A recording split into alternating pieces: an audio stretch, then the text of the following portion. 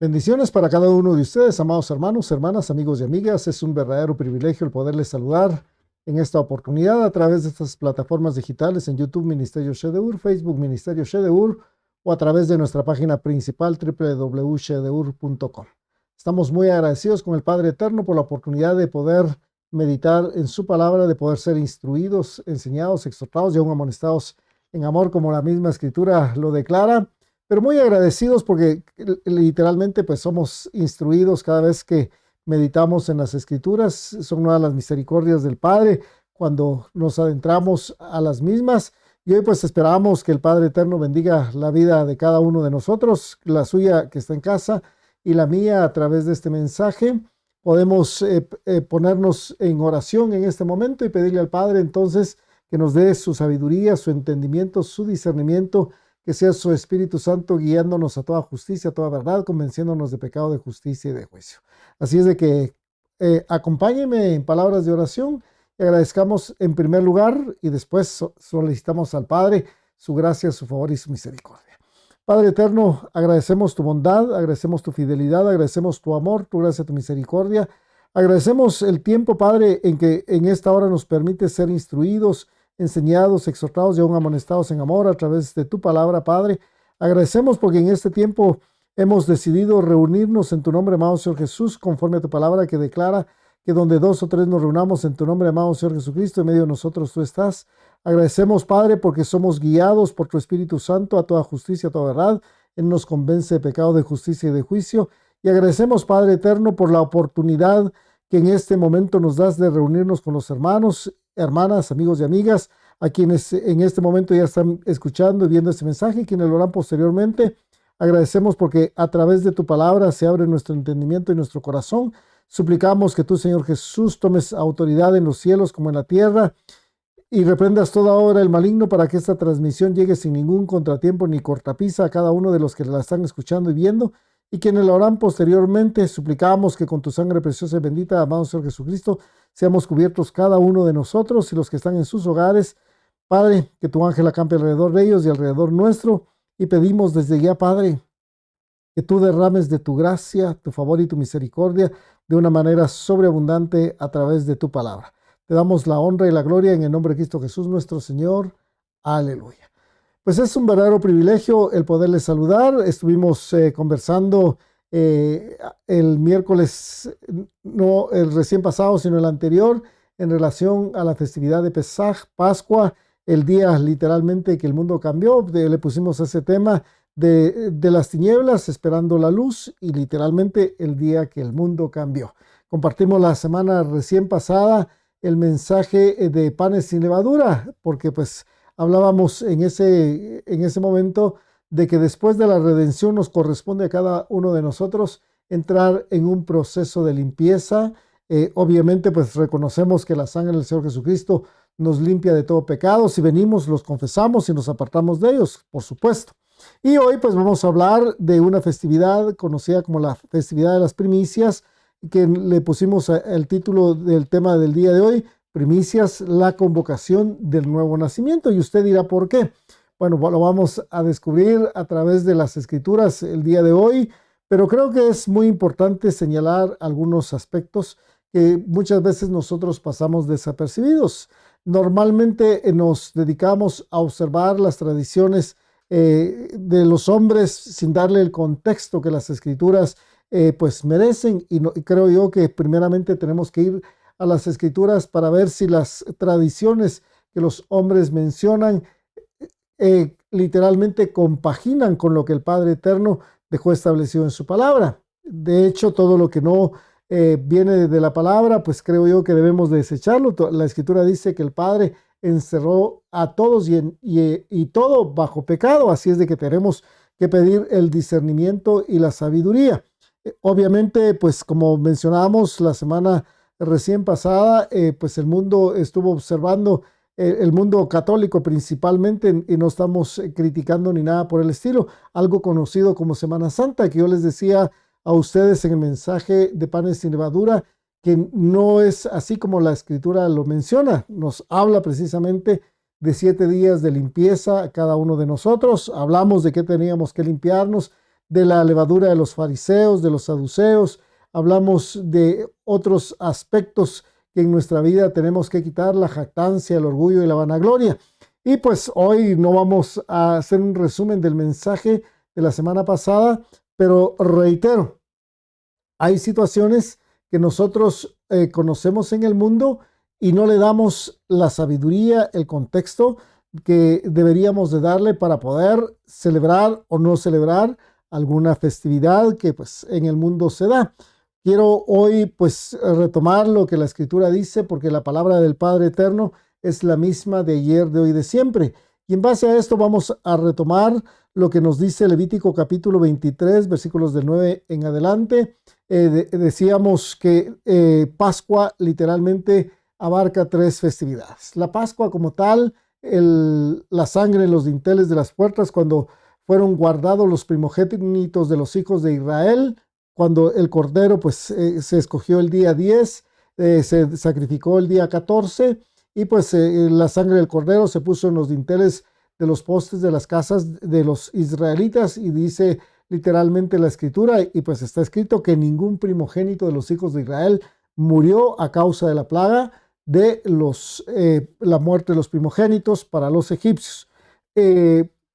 Pues decíamos que esta festividad abarca literalmente 3. Está también la fiesta de las primicias, de la cual vamos a hablar hoy, pero también la festividad de panes sin levadura, que es un proceso que le corresponde a cada uno de nosotros, que nos corresponde, mejor dicho, a cada uno de nosotros como creyentes en el Señor Jesucristo. Entonces, hay un proceso de redención por medio de nuestro Señor Jesucristo, pero hay un proceso de limpieza para cada uno de nosotros.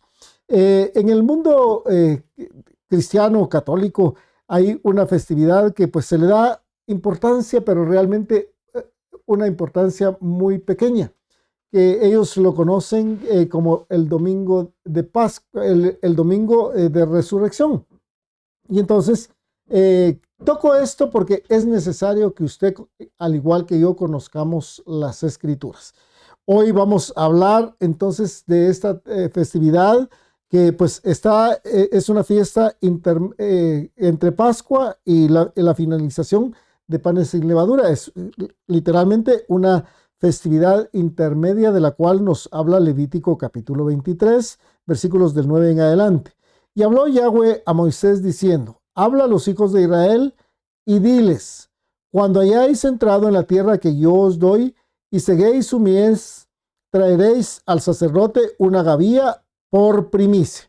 Esta palabra primicia viene del hebreo 1061, que es bikur, que traducido al español es primeros frutos de cosecha.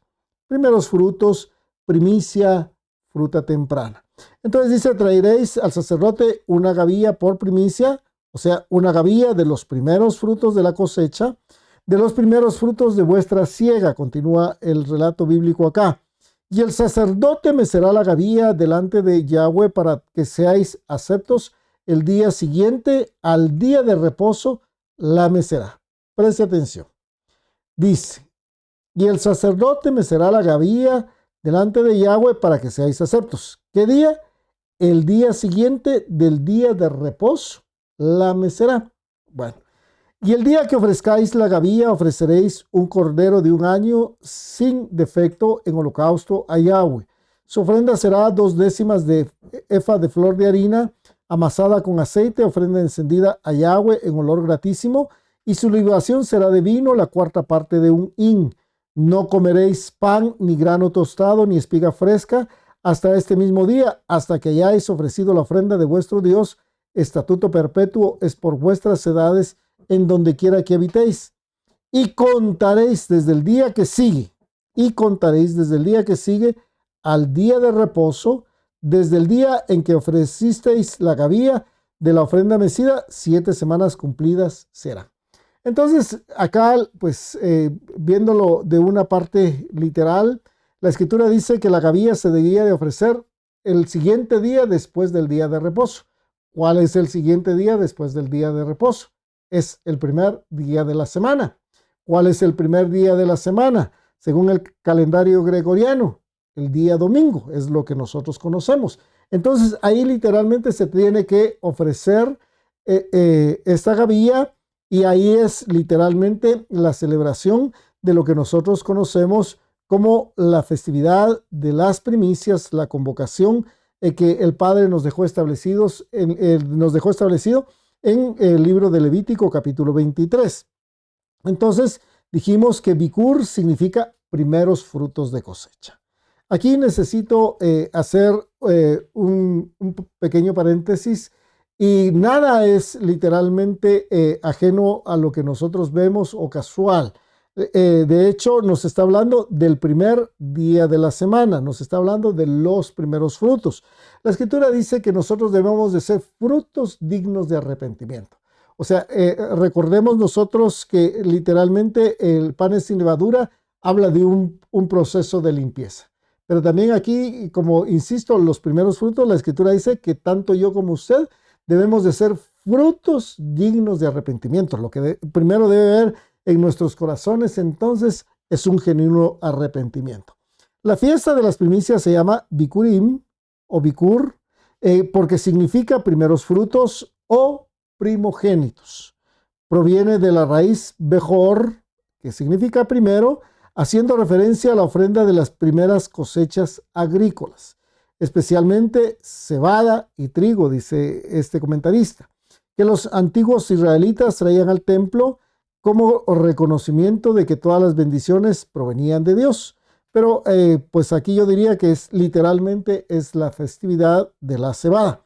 Entonces, los detalles claves sobre el nombre y la fiesta: significado literal es Bikurim, se traduce directamente como primicias o primeros frutos. Su contexto bíblico dice que se celebra durante la semana de Pesaj, o sea, Pascua, trayendo la primera gavilla de la cosecha de la cebada. La cosecha de la cebada. Guarde esa parte usted, y reitero, nada es casual en el reino de los cielos. Marcando el inicio de la primavera. Tiene conexión con el primogénito, pues el término está lingüísticamente relacionado con Bejor, que traducido es primogénito, extendiendo el principio de que los primeros frutos de la tierra, al igual que los primogénitos, pertenecen al Todopoderoso, a Yahweh los ejércitos. Su significado espiritual simboliza el agradecimiento. Preste atención, el agradecimiento por la provisión divina. Aquí no me quiero referir únicamente a la parte material. La provisión divina para usted y para mí debería significar la gracia que recibimos por medio de nuestro Señor Jesucristo y el reconocimiento de la generosidad de Dios. ¿Ha sido generoso el Padre con nosotros? Sí, porque nos rescató por medio de nuestro Señor y Salvador Jesucristo. Entonces, por eso mi insistencia: ¿por qué usted y yo, como creyentes en el Señor Jesucristo, debemos de observar lo que las Escrituras nos dicen? Compartía yo con algunos hermanos y con la familia que me llamó poderosamente la atención. No voy a mencionar el nombre del personaje, un pastor, ¿verdad? Que pues hace mucho tiempo era muy popular, ¿verdad? En televisión. Y pues él empezó hablando bien de muchas cosas, del mover del Espíritu Santo, pero posteriormente fue avanzando en cuanto al Evangelio de la prosperidad, y entonces dejamos ahí de conocer un poco de él.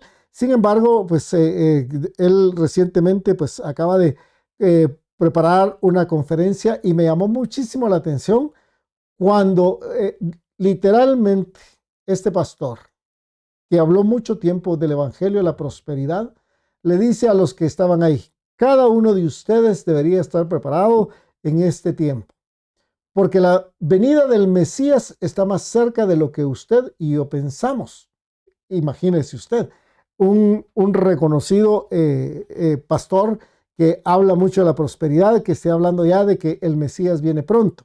Pero me llamó poderosamente la atención cuando les dice: si ustedes quieren conocer al Mesías, al Redentor de Israel, a nuestro Salvador, necesitan leer un libro. Imagínese usted lo que este pastor del Evangelio de la Prosperidad está diciendo. Necesitan leer el libro de Levítico. Amados hermanos, cuando muchos que hablan del Evangelio de la prosperidad dicen que usted y yo ya no debemos de observar lo que dice el Antiguo Testamento. Entonces yo sé que es la misericordia, la gracia de nuestro Padre, de nuestro Señor Jesucristo, el poder del Espíritu Santo, que está cambiando y transformando la vida de este hombre. Para que él mismo diga que tanto usted como yo, para poder conocer al Mesías, al Cordero que quita el pecado del mundo, debemos de conocer lo que dice el libro de Levítico.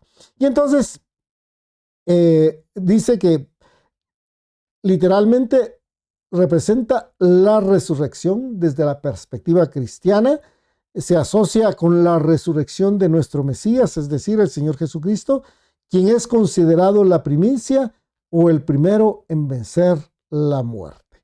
Esta festividad es, por tanto, una celebración de gratitud, escuche bien, gratitud, fe y el reconocimiento de la soberanía de Dios sobre la cosecha y la vida. Espiritualmente, ¿qué vino a hacer el Señor Jesucristo? A cosechar, a rescatar lo que se había perdido, a dar vida a través de su muerte en la cruz del Calvario, vida para todos y cada uno de los que creemos en Él, ¿verdad? Y pues nosotros debemos de atender esta parte. Reconocemos que Él vino para dar vida y vida en abundancia. Así es de que hoy pues vamos a meditar un poquito más en las Escrituras de por qué usted y por qué yo, como creyentes en el Señor Jesucristo, debemos observar esta festividad, esta celebración. La festividad de las primicias o primeros frutos, como podemos observar en las Escrituras, es una festividad intermedia como le mencioné, en la que pues ya sabemos que literalmente se dice que debe de celebrarse el primer día después del día de reposo, quiere decir el primer día de la semana. Esto pues como resultado debe de observarse dentro de las características de esta celebración, la cebada como grano principal y establecer si ya está llegando a su tiempo de madurez para poder recoger la primera gavilla de este grano. Sin embargo, como el pueblo de Israel, su calendario es lunar, ellos sí tienen certeza exacta de cuándo inicia la luna nueva y cuándo la cebada entra en la etapa Aviv, quiere decir cuando ya está en el punto de madurez, que ha pasado de verde a amarillento dorado y se ha endurecido lo suficiente para ser cosechada. Entonces, acá pues vemos y observamos que las Escrituras pues no fallan, reiteramos, el primer día de la semana. Si nosotros, amados hermanos, observamos el tiempo de creación como un pequeño paréntesis, dice la Escritura que el Padre eterno hizo los cielos y la tierra, toda su creación, en 6 días, el séptimo reposó. Tuvimos la oportunidad de tener un conversatorio el 8º día, el día del nuevo inicio, el nuevo comienzo. Entonces, para nosotros esto debería representar un nuevo comienzo, ¿verdad? Como después de la creación, después del día de reposo, empieza un ciclo para el ser humano de un nuevo comienzo, porque el Padre ya lo dejó todo terminado y establecido.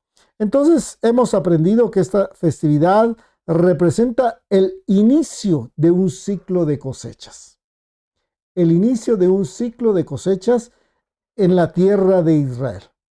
Y hemos podido apreciar que se le puede determinar la festividad del grano acabado. Lo mencionamos el año recién pasado, ¿verdad? ¿Por qué no acabado? Porque literalmente está en el proceso de madurez la cebada, ya que son los primeros frutos que entran en madurez, los que se presentan como ofrenda al Eterno. Vamos a leer Levítico capítulo 23, versículos 9, del 9 en adelante, desde la versión Kadosh. Dice: Yahweh dijo a Moisés, dile a los hijos de Israel, después que entren a la tierra que yo les estoy dando y recojan sus cosechas maduras, traerán un manojo de los primeros frutos de su cosecha al sacerdote. Él mecerá el manojo delante de Yahweh para que sean aceptados. El sacerdote lo mecerá el día después del primer día. En el día que mesan el manojo ofrecerá un cordero sin defecto en su primer año como ofrenda quemada a Yahweh. Su ofrenda de grano será un galón de harina fina mezclada con aceite de olivo, una ofrenda hecha por fuego a Yahweh como aroma fragante. La ofrenda de libación será de vino un cuarto. No comerán pan, grano seco o grano fresco hasta el día que traigan la ofrenda para su Elohim. Esta es una regulación permanente por todas sus generaciones, no importa dónde viva. Desde el día después del día de descanso, si el día de reposo, esto es, desde el día que traigan el manojo para mecerlo, contarán 7 semanas completas. Y pues el relato continúa haciendo mención de la fiesta de las semanas, o Shavuot, que es la fiesta de Pentecostés, que es la siguiente festividad después de esta. El grano principal que representaba la fiesta, o que representa la fiesta de las primicias, Bikurim en Israel, es literalmente la cebada. Esta ofrenda conocida como el Omer, presta atención a esta palabra, Omer o gavilla mecida, consistía en las primeras espigas cosechadas al inicio de la primavera, marcando el comienzo de la cosecha de granos, generalmente durante la semana de Pesaj o Pascua. El Omer de cebada era la primera ofrenda, una gavilla de cebada, primeros frutos, agitada por el sacerdote ante Dios el día después del Shabbat de Pesaj. Reitero, quédese con la palabra Omer. Significado: la cebada era el primer grano en madurar, seguido más tarde por el trigo. Cuando usted ve esta parte, hay una parte dentro de las plagas que se dieron en Egipto, donde dice literalmente que lo que se echó a perder fue la cebada. El trigo no, porque tardaba aún mucho más en madurar, ¿verdad? Eso literalmente cuando fue la plaga del granizo. Entonces dice que siendo ambas partes de las 7 especies bendecidas en la tierra de Israel, otras primicias, además de la cebada, se incluían frutos de las 7 especies mencionadas en las escrituras: trigo, uvas, higos, granadas, aceitunas y dátiles. No necesariamente pues en esta festividad. Para muchos creyentes en el Señor Jesucristo, esto no tendrá ningún significado por sí solo. Pero si nos adentramos a las escrituras y analizamos lo sucedido después de la muerte de nuestro Mesías en la cruz del Calvario, como parte del cumplimiento de la festividad de la Pascua, veremos la importancia que tiene entonces primicias.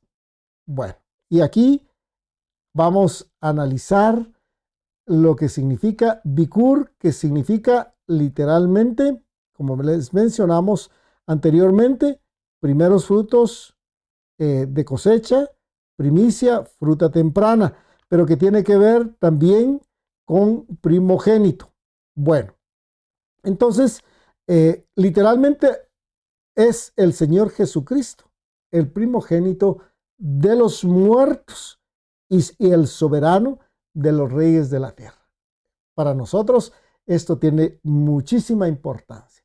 Yo sé que en el mundo cristiano muchas veces se recuerda la parte de la muerte y literalmente, amados hermanos, no se le da la importancia de vida a la resurrección.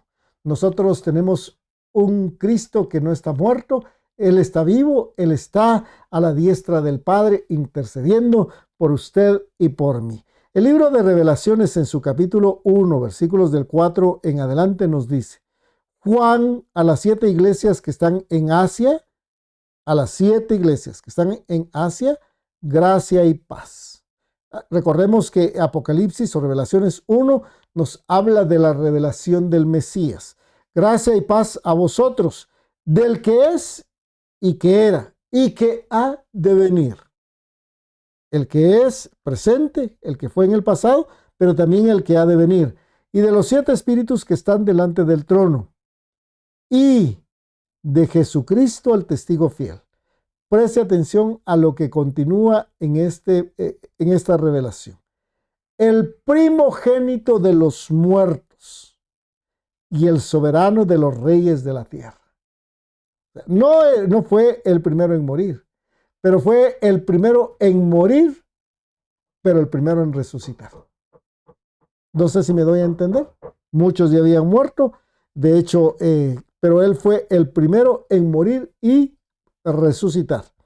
Al que nos amó y nos lavó de nuestros pecados con su sangre, y nos hizo reyes y sacerdotes para Dios, su Padre. A él sea gloria e imperio por los siglos de los siglos. Amén. Pero fue el primogénito de los muertos y ahí se constituyó en el soberano de los reyes de la tierra. Prestó atención a esto, porque él venció la muerte.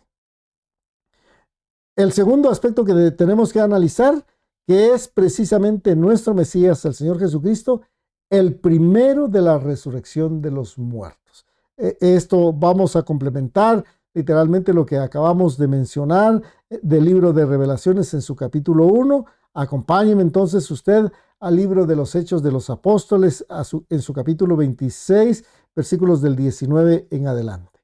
Por lo cual, oh rey Agripa, no fui rebelde a la visión celestial, sino que anuncié primeramente a los que están en Damasco y Jerusalén y por toda la tierra de Judea y a los gentiles que se arrepintiesen y se convirtiesen a Dios. Yo hablé en un principio de frutos dignos de arrepentimiento, haciendo obras dignas de arrepentimiento.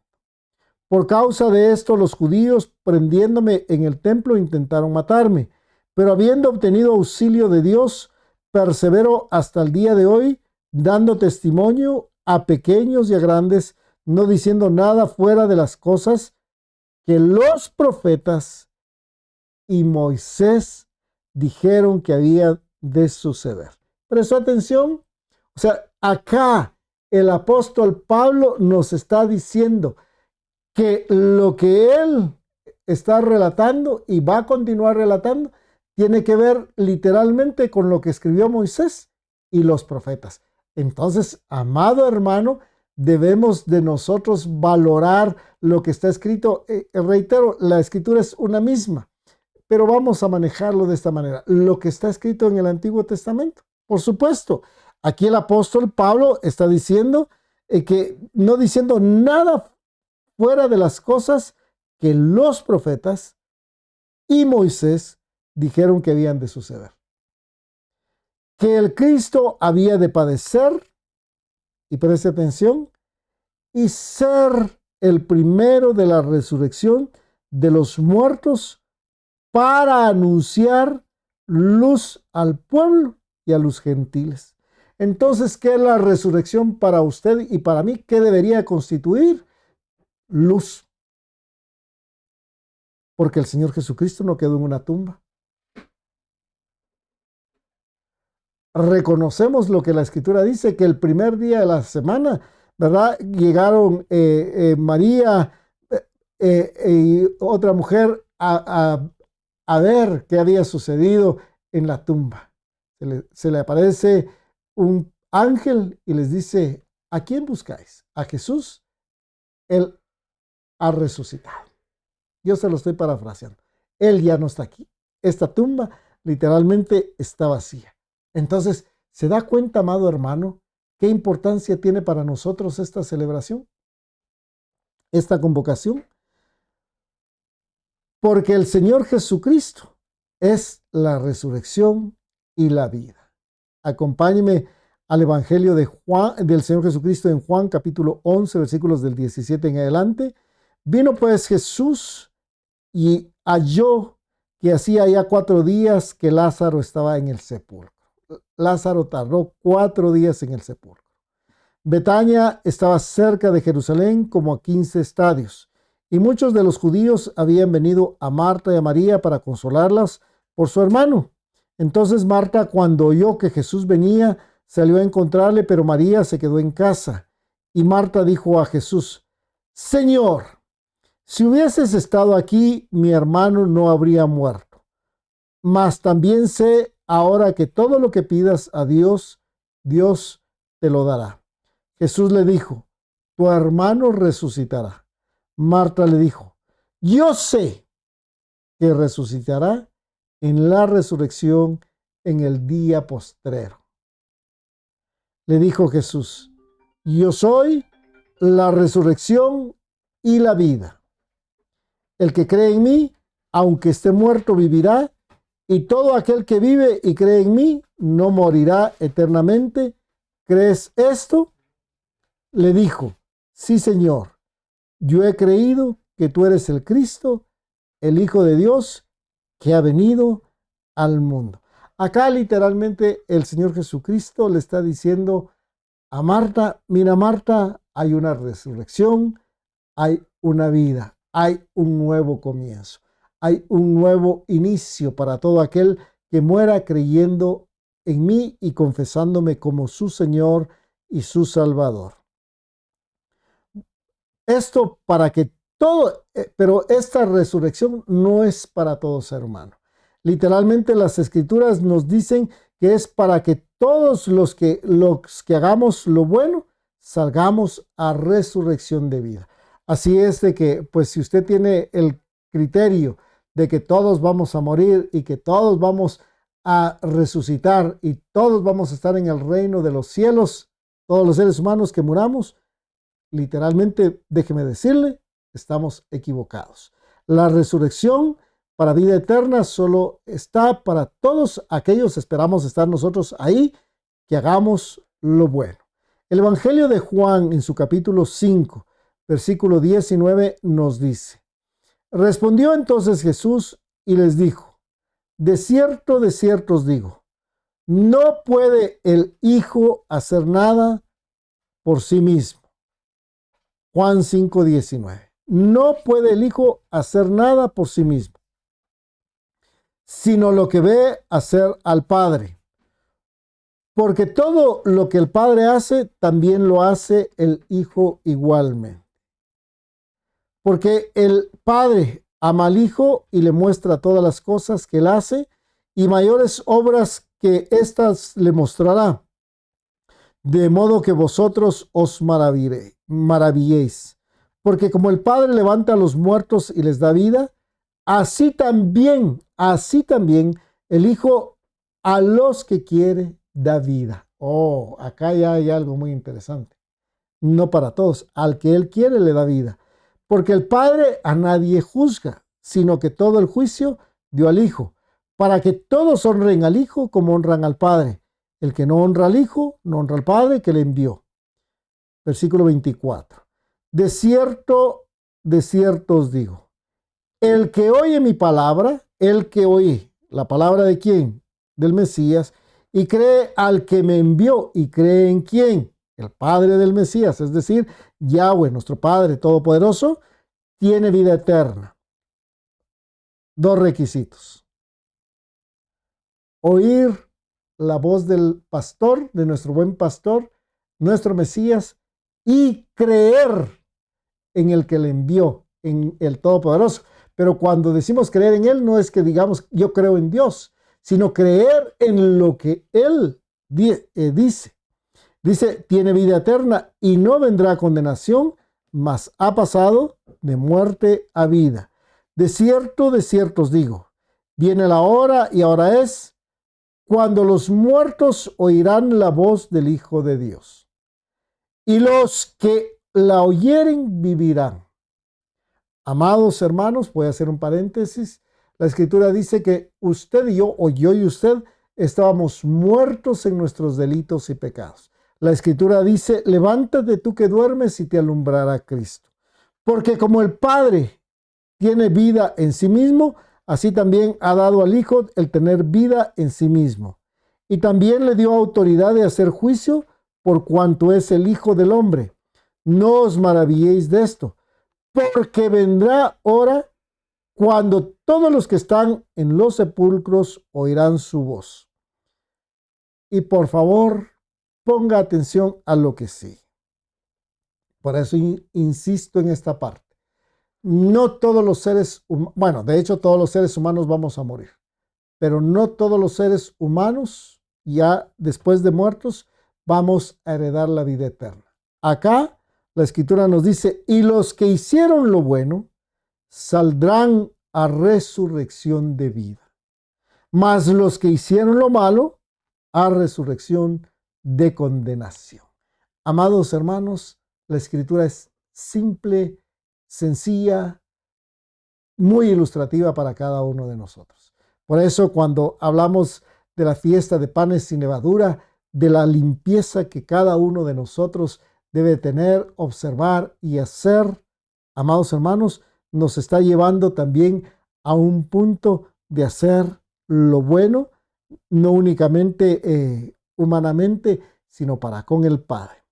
Y acá pues nosotros vamos a ver, porque el Señor Jesucristo pues es la resurrección y la vida, y vamos a ver lo que sucedió literalmente después de que Él resucita, porque muchos de los santos que habían dormido se levantaron y salieron de los sepulcros después de la resurrección de nuestro Mesías. Mateo capítulo 27, Evangelio del Señor Jesucristo, Mateo 27, versículo 50 en adelante, dice: Mas Jesús, habiendo otra vez clamado a gran voz, entregó el Espíritu. Y aquí el velo del templo se rasgó en dos, de arriba a abajo. Y la tierra tembló, y las rocas se partieron, y se abrieron los sepulcros, y muchos de los cuerpos de los santos que habían dormido se levantaron, y salieron, preste atención, y salieron de los sepulcros después de la resurrección de Él, vinieron a la santa ciudad y aparecieron a muchos. El primero en resucitar, nuestro Mesías. Después de que Él resucita, se levantan los santos y muchos de los que están en los sepulcros resucitaron. El centurión y los que estaban con él guardando a Jesús, visto el terremoto y las cosas que habían sido hechas, temieron en gran manera y dijeron: verdaderamente este era Hijo de Dios. Estaban allí muchas mujeres mirando de lejos, las cuales habían seguido a Jesús desde Galilea sirviéndole, entre las cuales estaban María Magdalena, María la madre de Jacobo y de José, y la madre de los hijos de Zebedeo. Entonces, no sé si me estoy dando a entender, pero creo importante resaltar que esta festividad es, valga la redundancia, importante para nosotros conmemorarla, celebrarla, porque literalmente tiene que ver con la resurrección. Y amados hermanos, reitero, es algo a lo que no se le da el énfasis necesario. Como tercer aspecto tenemos que esta festividad representa la redención que podemos obtener por medio de nuestro Señor Jesucristo, ya que es el único que puede reconciliarnos con el Padre. Reitero, esta festividad representa la redención que podemos obtener por medio de nuestro Señor Jesucristo, ya que es el único que puede reconciliarnos con el Padre eterno. La epístola del apóstol Pablo a los Colosenses, en su capítulo 1, versículos del 15 en adelante, nos dice: Él es la imagen del Dios invisible, el primogénito de toda la creación, porque en Él fueron creadas todas las cosas, las que hay en los cielos y las que hay en la tierra, visibles e invisibles, sean tronos, sean dominios, sean principados, sean potestades, todo fue creado por medio de Él y para Él. Y Él es antes de todas las cosas, y todas las cosas, todo en Él subsiste. Y Él es la cabeza del cuerpo, que es la iglesia, el que es el principio, el primogénito de los muertos, para que en todo tenga la preeminencia, por cuanto agradó al Padre que en Él habitase toda plenitud, y por medio de Él reconciliar consigo todas las cosas. Es un punto de reconciliación. Así que las que están en la tierra como las que están en los cielos, haciendo la paz mediante la sangre de su cruz. Y a vosotros también, que erais en otro tiempo extraños y enemigos en vuestra mente, haciendo malas obras, ahora os ha reconciliado. Amados hermanos, si hemos sido reconciliados por medio de la muerte del Señor Jesucristo, dice, ahora Él nos ha reconciliado en su cuerpo de carne por medio de la muerte, pero escuche bien, para presentaros santos y sin mancha e irreprensibles delante de él. Por eso insisto, Pascua, la limpieza hecha por el Señor Jesucristo. Panes sin levadura, la limpieza que usted y yo debemos de hacer, porque aquí dice que Él nos va a presentar santos y sin mancha e irreprensibles delante de Él, si en verdad permanecéis fundados y firmes en la fe y sin moveros de la esperanza del evangelio que habéis oído, el cual se predica en toda la creación que está debajo del cielo, del cual yo, Pablo, fui hecho ministro. Cuando hablamos esta parte de reconciliar, amados hermanos, no podemos dejar u obviar del proceso hecho por el Señor Jesucristo en la vida de cada uno de nosotros. Esto tiene que ver con la palabra redención o redimir, y redención significa acción y efecto de redimir, remedio, recurso o refugio. Y redimir significa, según el diccionario de la Real Academia Española, rescatar o sacar de la esclavitud al cautivo mediante precio. Él pagó el precio por usted y por mí, o por mí y por usted. Comprar de nuevo algo que se había vendido, poseído o tenido por alguna razón o título. También dicho de quien cancela su derecho o de quien consigue la liberación, dejar libre algo hipotecado, empeñado o sujeto a otro gravamen. También significa librar de una obligación o extinguirla. Y por último, poner término a algún vejamen, dolor, penuria u otra adversidad o molestia. Esto es literalmente lo que el Señor Jesucristo vino a hacer en la vida de cada uno de nosotros. Entonces, para nosotros, los que fuimos considerados gentiles, de acuerdo a lo que leímos ahí, porque usted puede decir, bueno, yo soy iglesia. Perfecto.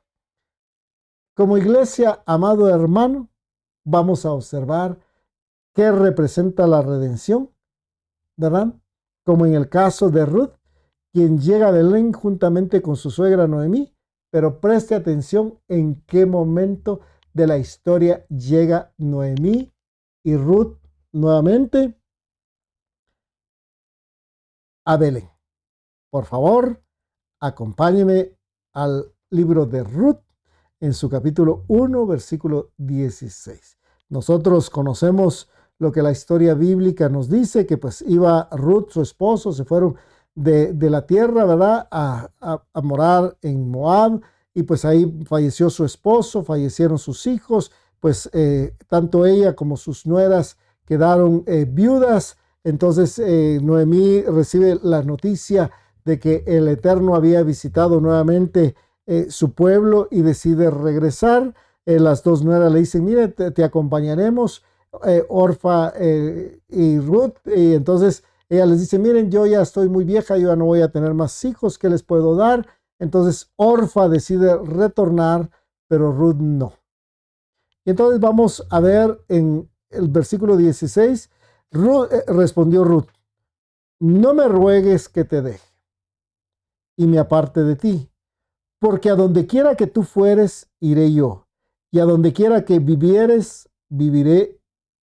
Tu pueblo será mi pueblo, y tu Dios mi Dios. Donde tú murieres, moriré yo, y allí seré sepultada.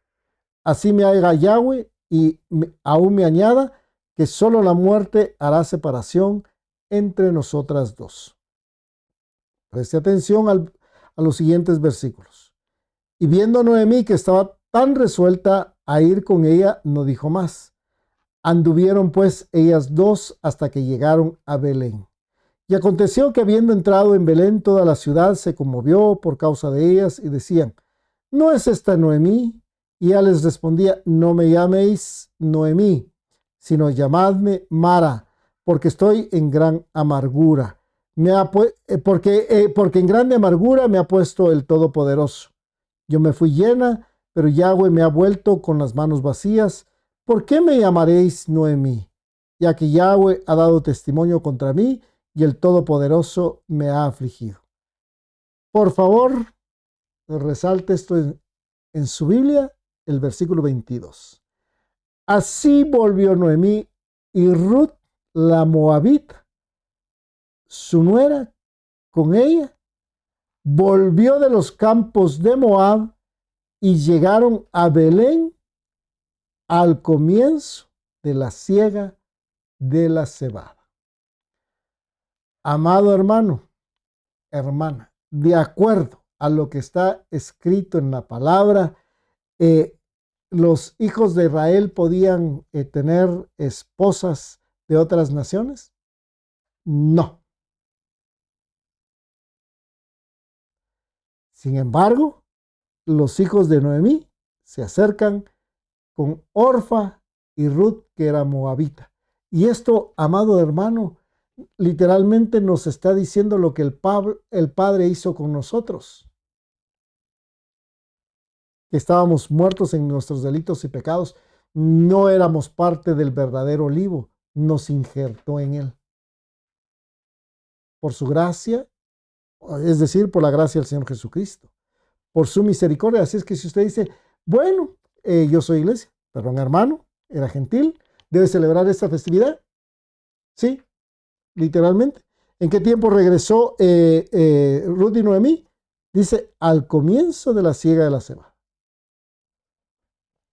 Bueno, esto figurativamente representa que a pesar de nuestra infidelidad al Eterno y su palabra, hemos sido comprados por nuestro Señor Jesucristo, hablando de la redención, y un ejemplo de ello lo encontramos en Oseas, cuya esposa es comprada. Preste atención. Escuche bien, por favor, y preste mucha atención. Es comprada por 15 siclos de plata y un homer, por eso le dije que se quedara con esta palabra homer, y medio de cebada, figura de la primera cosecha.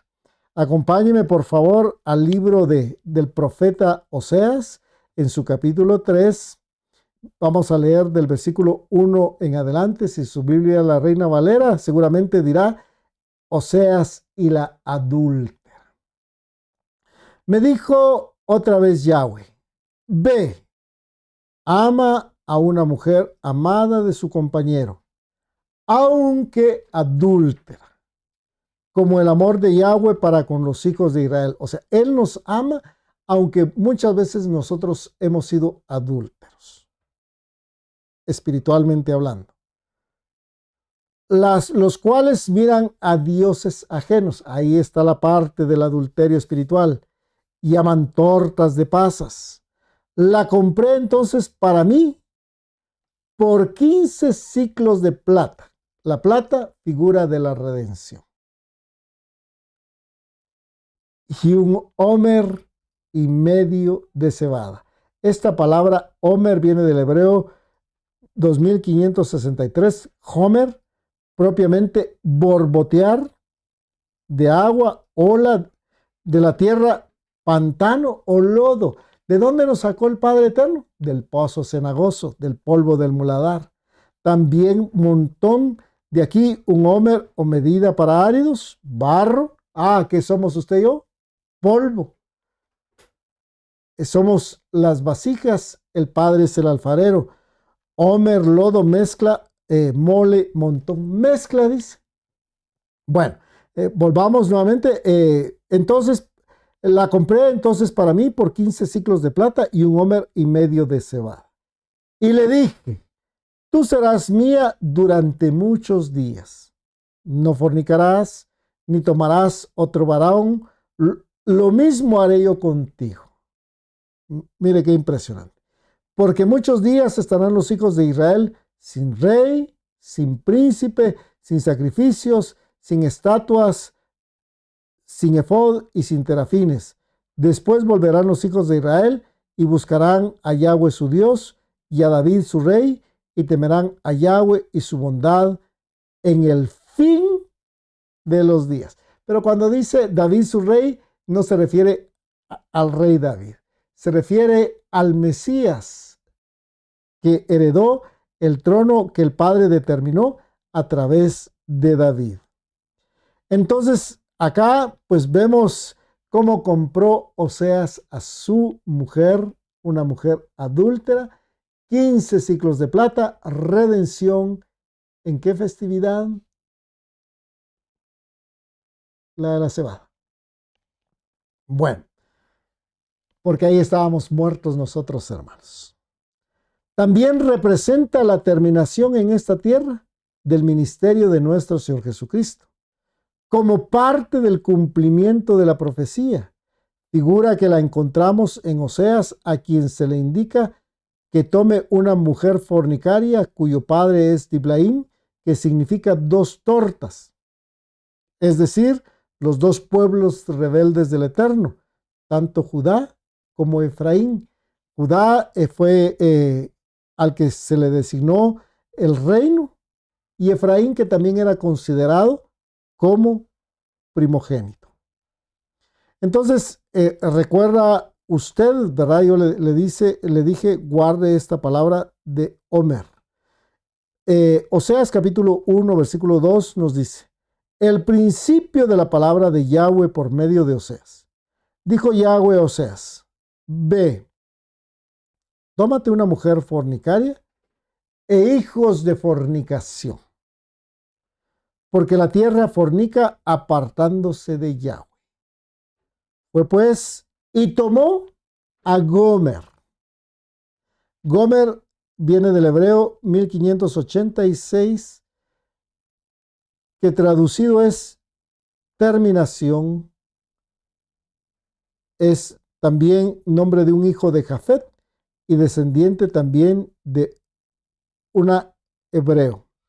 Tiene su raíz en Gamar, cuya raíz primaria es terminar. Ahí terminó literalmente el ministerio del Señor Jesucristo como hombre aquí en la tierra. En el sentido, cuando nosotros vemos en la Escritura, dice el Señor Jesucristo, consumado es.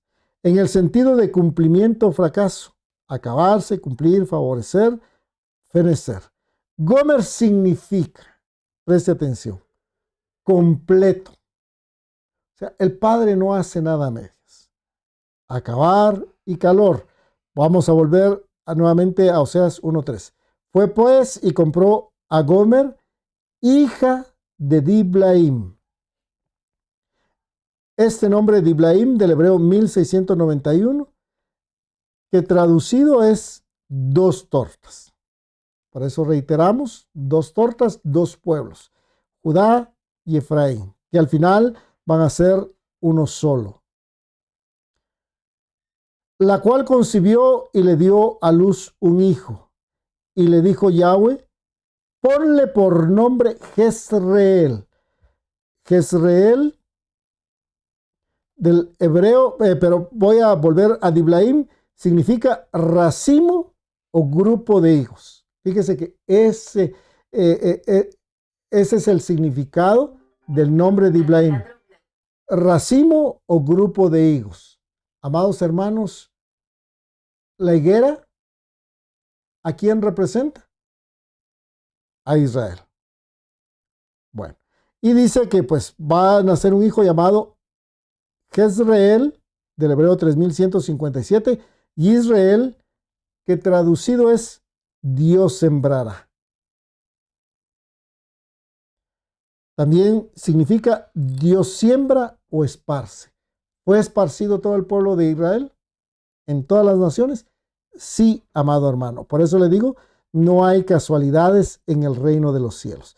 Ponle por nombre Jezreel, porque de aquí a poco yo castigaré la casa de Jehú por causa de la sangre de Jezreel, y haré cesar el reino de la casa de Israel, y en aquel día quebraré yo el arco de Israel en el valle de Jezreel.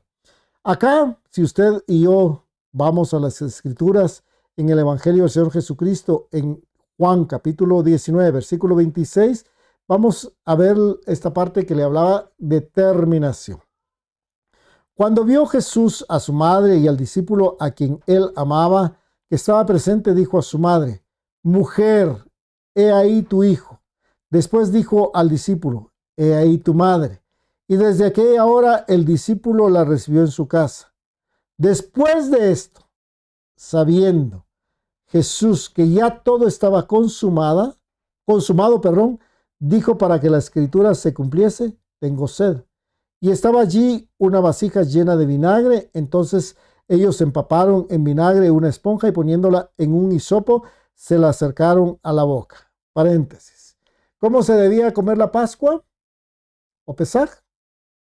Apresurada, con hierbas amargas. Vinagre dulce o amargo. Sí, hubo un cumplimiento literal de las escrituras. Y se lo ponen al Señor Jesucristo.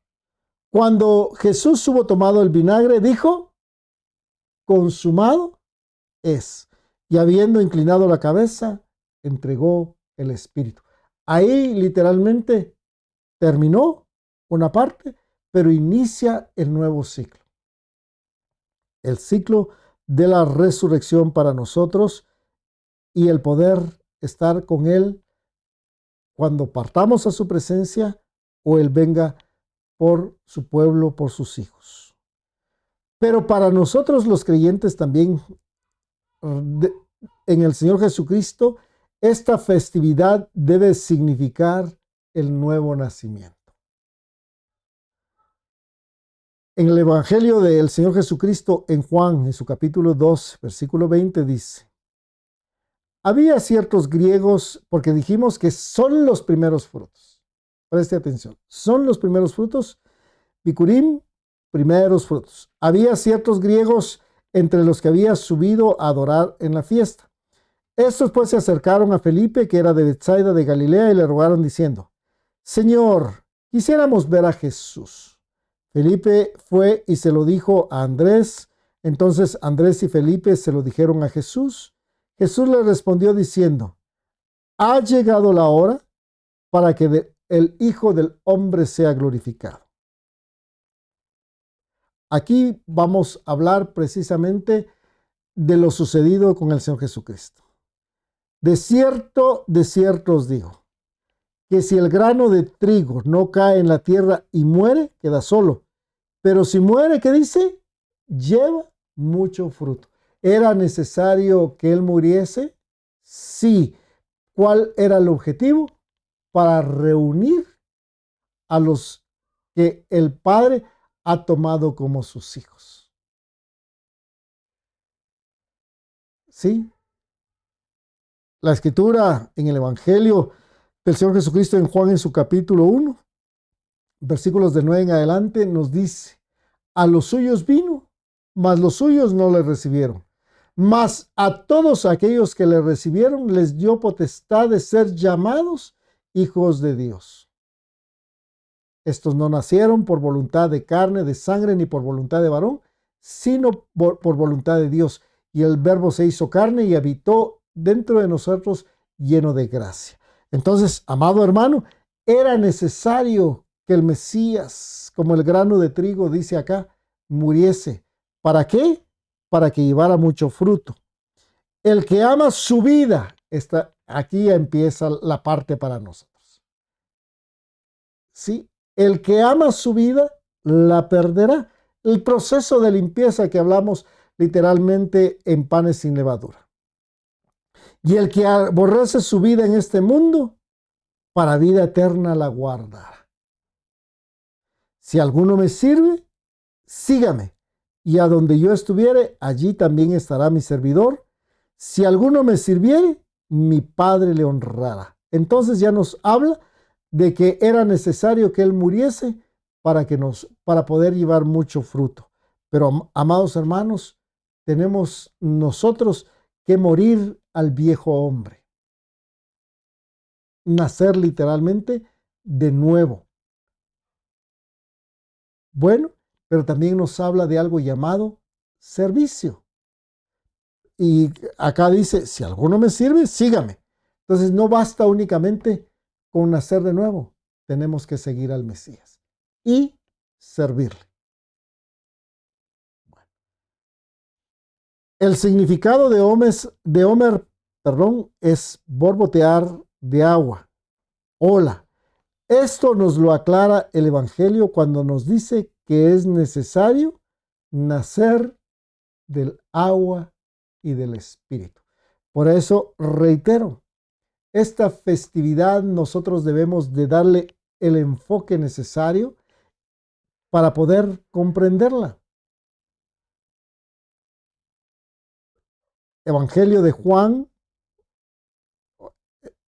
capítulo 3, versículo del 1 en adelante. Había un hombre de los fariseos que se llamaba Nicodemo, un principal entre los judíos. Este vino a Jesús de noche y le dijo: Rabí, sabemos que has venido de Dios como maestro. O sea, has venido como maestro, porque nadie puede hacer estas señales que tú haces si no está Dios con él. Él decía: has venido únicamente como maestro, no le había reconocido como el Hijo del Eterno. Respondió Jesús y le dijo: de cierto te digo, que el que no naciere de nuevo no puede ver el reino de Dios. Amados hermanos, primeros frutos: arrepentimiento, un nuevo nacimiento. Nicodemo le dijo: ¿cómo puede un hombre nacer siendo viejo? ¿Puede acaso entrar por segunda vez en el vientre de su madre y nacer? Respondió Jesús: de cierto te digo, el que no naciere del agua y del espíritu, el borbotear, no puede entrar en el reino de Dios. El que cree en mí, de su interior brotarán ríos de agua para vida eterna. Continúa acá: lo que es nacido de la carne, carne es, y lo que es nacido del espíritu, espíritu es. No te maravillas de que te dije: os es necesario nacer de nuevo. Esta festividad, hermano, nos debería de hacer a nosotros meditar de que somos nuevas criaturas en Cristo Jesús nuestro Señor. El viento sopla de donde quiere y oyes su sonido, mas ni sabes de dónde viene ni a dónde va. Así es todo aquel que es nacido del Espíritu. Recuérdese que a partir de esta festividad, 50 días posteriores, viene el derramamiento del Espíritu Santo. Respondió Nicodemo y le dijo: ¿cómo puede hacerse esto? Respondió Jesús y le dijo: ¿eres tú maestro de Israel y no sabes esto? De cierto te digo, que lo que sabemos hablamos y lo que hemos visto testificamos. Acá el Señor Jesucristo está diciendo que Él lo que vio testifica, y no recibís nuestro testimonio. Si os he dicho cosas terrenales y no creéis, ¿cómo creeréis si os dijere las celestiales? Nadie subió al cielo sino el que descendió del cielo. Él descendió de los cielos como hombre, el Hijo del Hombre que está en el cielo. Y como Moisés levantó la serpiente en el desierto, así es necesario que el Hijo del Hombre sea levantado, para que todo aquel que en él cree no se pierda, mas tenga vida eterna.